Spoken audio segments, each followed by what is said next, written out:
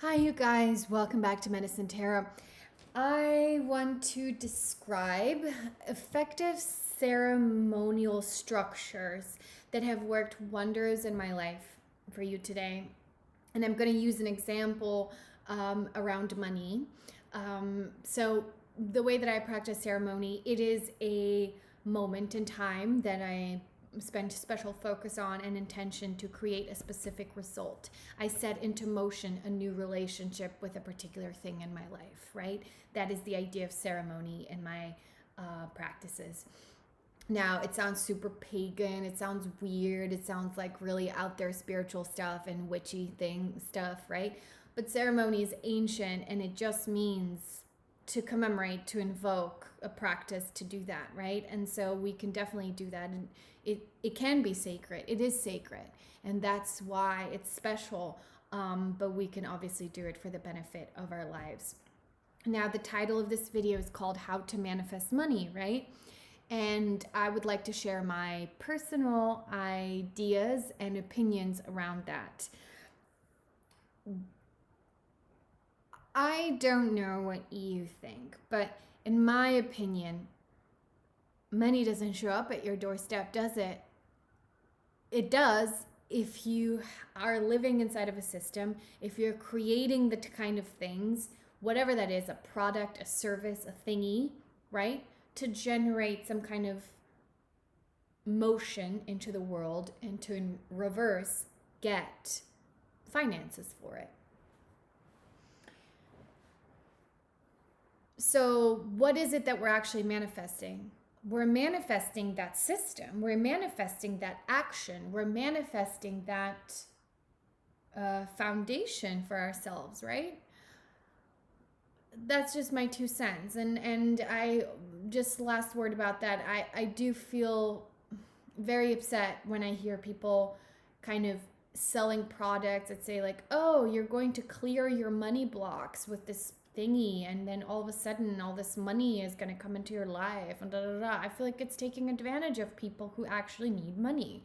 Like, it's not funny, There goes a rhyme. But it's a sensitive subject, and I don't think that we should just throw that around and whatever.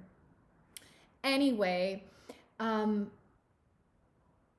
my finances increased when I changed my relationship with money. That is true. But what does that mean? I also changed the way that I see the flow of it in my life and my output in life, right? Those two things came together, and there was one particular ceremony in my life that started me on this path, and when I trace back all of my thingies, that's where it started. It was this weird little ceremony I did by myself because I was not happy and I wanted to change, and I did this thingy, right? That's where things started for me. So I want to share the structure of that. You can use it in any area of your life, whether it's your love life or relationships, family, self, health, You can use the same structure. I'm going to write it out into a PDF, and it's going to be on my Patreon, which is in the link below. So you can refer back to the structure if you feel like doing this by yourself at home. But I will go through it here too. Now, money is a sensitive subject. And especially at this time when everybody's quarantining, people have lost their jobs, people are unsure about their job. A person who's really close to me is literally looking for one, and now they can for 2 months. Like, it's very real. And I don't mean to be very insensitive at all about it, but like this conversation isn't, and it's meant to hopefully make us feel less triggered by what money can be in our lives. Okay? So, ceremony. The first thing that I do is I have honesty time with myself, right? That's not a fresh idea.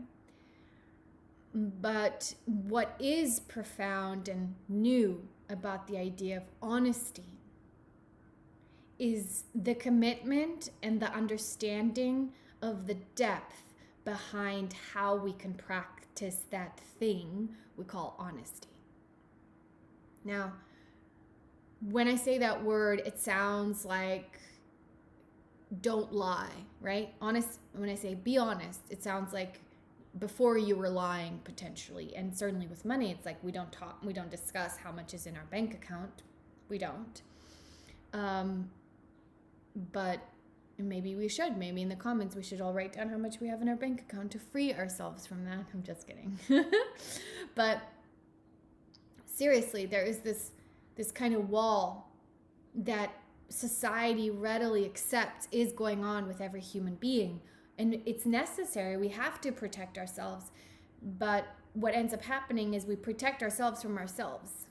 And not only are we bombarded with all these different messages about who we should be and what we should have, but also it makes us scared to look at the stuff that we came up with from the past that is not positive around money or around ourselves.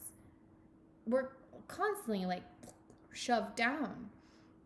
And so what I mean by honesty time is not to finally be honest. No. I want you to get quiet and kind and say, hello, darling, to yourself.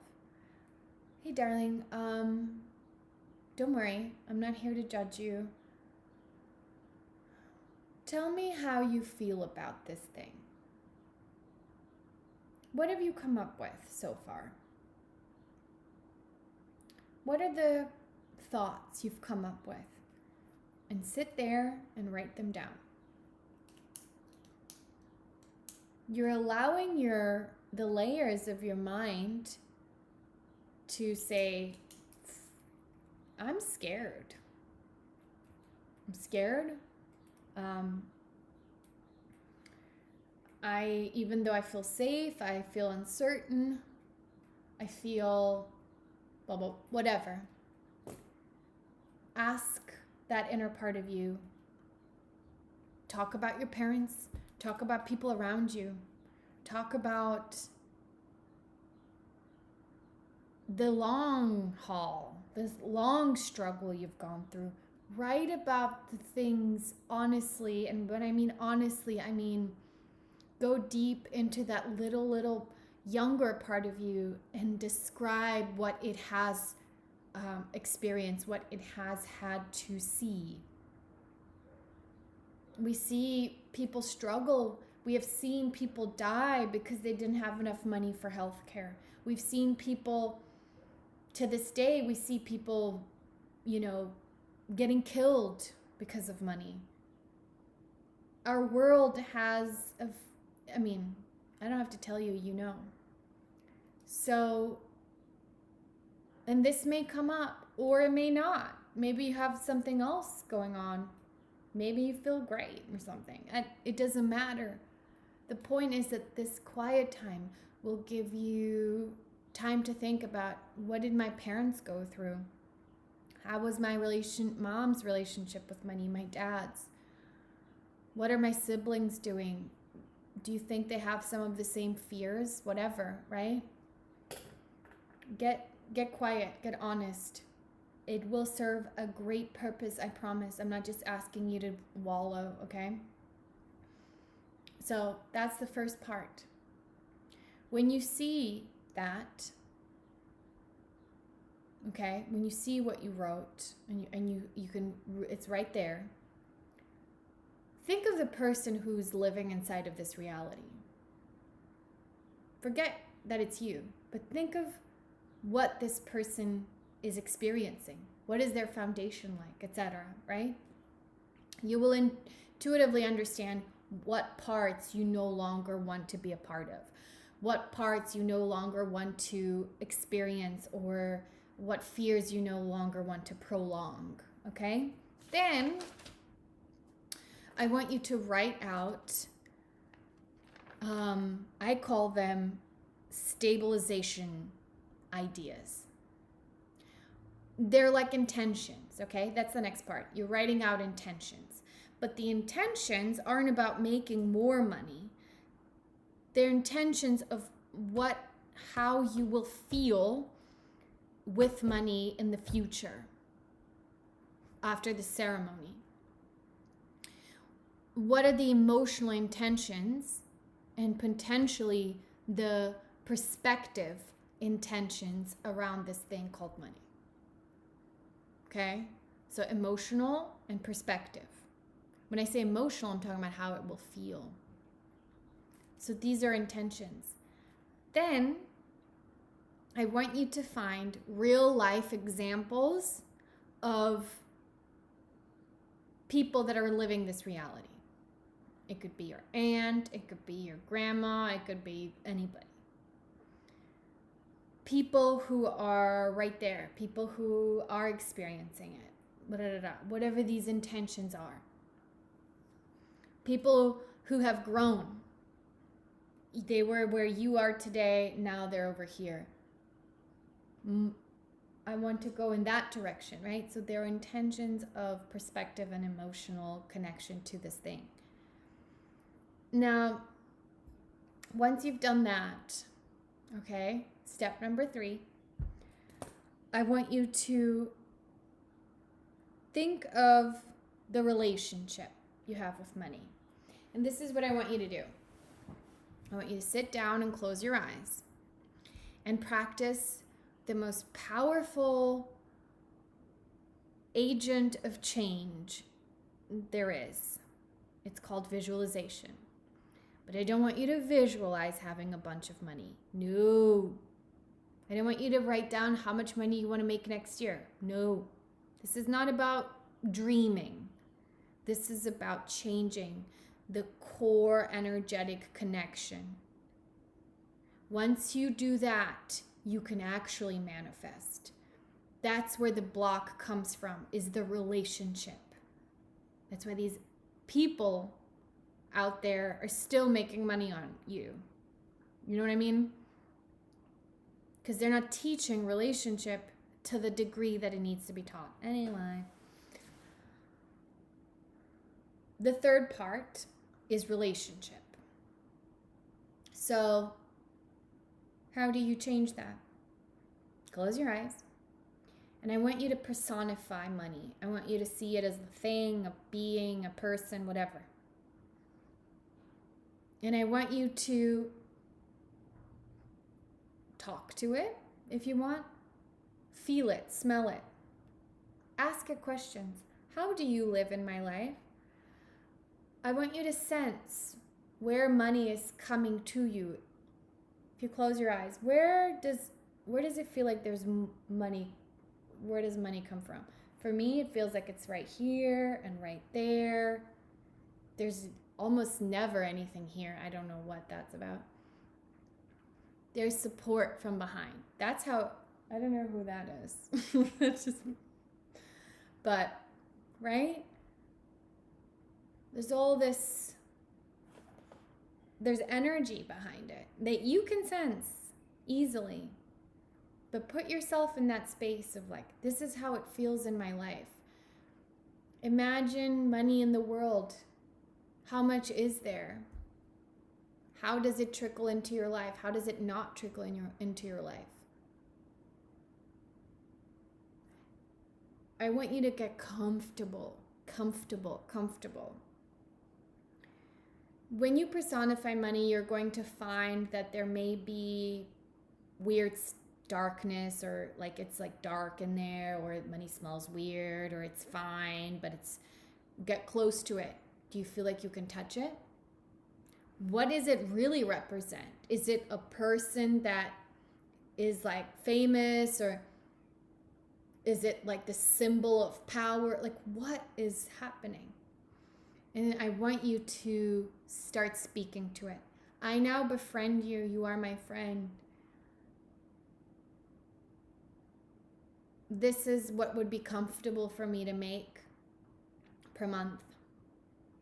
I'm going to set these intentions. I'm going to start creating action around receiving more. Can you help me? I'm open to you. I'm sorry if I thought negative things of you.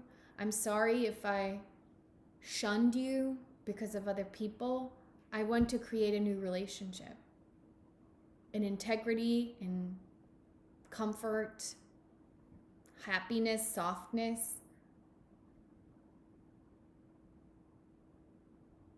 And say your gratitude. Imagine everything, lots of money around you, all the stuff around me as money somehow, and explore your negative thoughts around it in visualization or out of visualization. We need to make amends. We need to make peace with the fact that money has created murder, bloodshed, deceit, deep, traumatic, tragic things. Was it money that created that, or somebody's negative relationship with money? So we need to make our peace. We need to wash our minds. I got in touch with this belief that and this was a really quiet one, you guys. I would think, if those people over there in those countries don't have any, what makes me so much better? What makes me so lucky? Why the hell do I get to be lucky?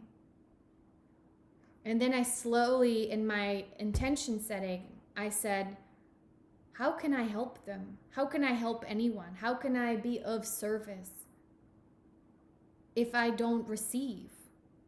I can't help anyone. I'm going to be the one who needs to, over there, wherever, So making peace, reconciling what trouble money has brought into your life, what blessings it has brought into your life, and reconciling your relationship and starting a new one, writing out the intention for that, right? It's beautiful. When you're done with that, right, those 3 steps, come out of it and say, okay, here are my negativity triggers visually. I see a rich person and I'm like, meh, right? For example, every time I go to the store, I get so scared that I'm going to spend too much money and not have any. How can I have a different experience? How can I start practicing a different experience? Whenever I look at my clothes, I'm like, ugh, I'm so poor. I think that thought. What other thoughts can I intentionally think? You got a lot of time right now, okay? People don't want to go through these steps because, I don't know, avoidant, but they are medicine. This is the medicine, and it's all right here. It's all in our ability to create change. That's God's gift to us. So anyway, noting those new things you're going to start doing in your new reality, with your new relationship, with your new friend, reconciling the things that have happened, reconciling the old opinions you've had, apologizing and accepting something else. Once you got that, you have your intentions and stuff that you wrote. Well, keep most of it, but the intention part, right? That part, I like to burn it. Imagine the smoke going into the universe, spreading out over my life, over my reality. I like to burn sage too. Commence a new reality. Say my prayers, my gratitude, humbly, and move on. Get on with my life. And then when new things pop up, when I look at my closet and I go, nah, whatever, right? Which is something I noticed. I say, that's okay, darling. It's okay. And the fact that you caught yourself means you're living in your new reality. So don't shun change when you notice the old happening again. Because guess what? You noticed it. The noticing is the window and the gap to the new reality. That's so powerful. It just tripped me out just now, right? When the noticing is the inch over an inch over. And all of a sudden, you guys, you didn't write down how much more money you want to make. You didn't dream up some big dream about being a baller or whatever. No. But you change the core vibration foundation around how you experience money. So maybe a month from then, you're like, how can I practice this new thing, or what, blah, blah, blah, right? You are bright and intelligent and magical yourself, and you get what I'm saying, okay? This structure can be used for anything and everything. The most important part of it are the steps and not the like dreaminess and the grandiose is not powerful, by the way, right? I have written it out. It's on my Patreon, but I've given you a bunch of little thingies to do, so you can refer back to it. If you've watched to the end of this video, God bless you. Thank you. And thank you for subscribing. It means so much, and liking. It means so much. And you are a hero. Stay safe, and so much magic coming to you. Bye.